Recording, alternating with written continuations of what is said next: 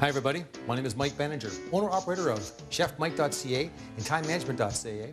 Great to have you here in the real life. What I'm going to make for you today is one of my personal favorites to make, crab cakes.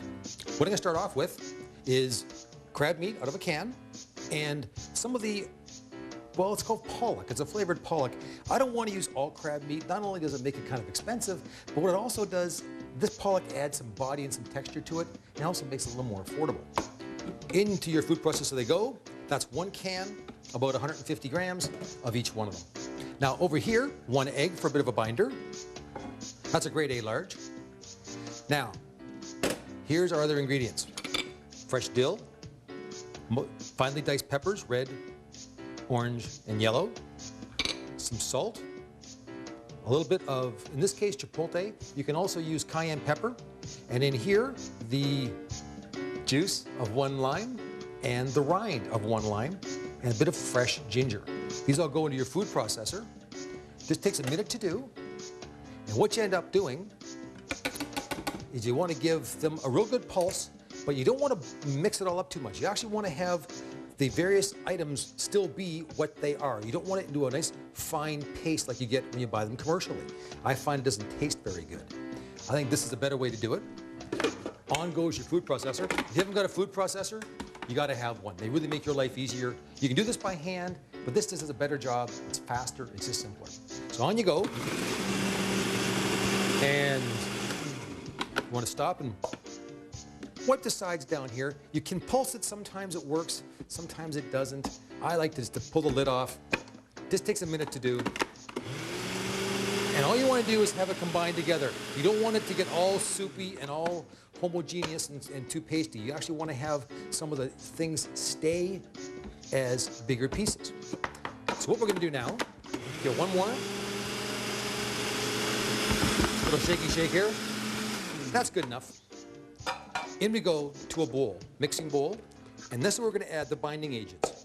Now, I happen to have a personal chef client who is gluten intolerant and lactose intolerant. So I am not using any kind of cheese products or milk products, nor am I using any kind of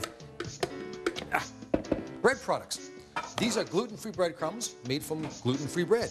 All you do is take the crusts off, let them sit outside on your counter for overnight to get hard, grind them nice and fine, in you go. Takes about a minute or so, give this a real good mix. So, you've given these a minute or so to mix up. Now what you're gonna do, take a nice little cake around, costs 89 cents at the dollar store. Ice cream scoop, a couple dollars at the dollar store. Pop it in, give it a press down. Take a ramekin the same size, give it a press. Perfect size every time. Takes just a minute or so to do. These now go onto a plate that's covered, into your fridge for at least an hour. If you go any less than an hour, what will happen is that when you try to actually cook them, they'll fall apart and you'll have crab crumbs, not crab cakes. So what I've got here now is some olive oil in a fairly hot pan. What I'm going to do is give these a quick sear on each side for about a minute and a half. There we go. And then what you do, each side, minute and a half till they're just a bit of a crust forms. Then they go into a 350-degree oven for about 8 or 10 minutes just to dry out and the outside to get nice and crunchy. So these have had about a minute and a half or 2 minutes on that side. I'm just gonna flip them over here real quick.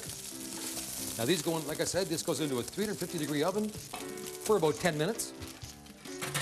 When they come out, what you do, take some of a sauce that you like. This happens to be a simple cream cheese and dill sauce. 2 parts milk to 1 part cream cheese, big handful of fresh dill, salt and pepper, simple and easy. A couple crab cakes on top. If you like, a little bit of fresh lime juice. Simple and easy.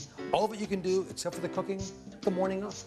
My name is Mike Benninger, owner-operator of timemanagement.ca and chefmike.ca. It was my great pleasure to be here today, and thanks for coming back to the real life on CTS.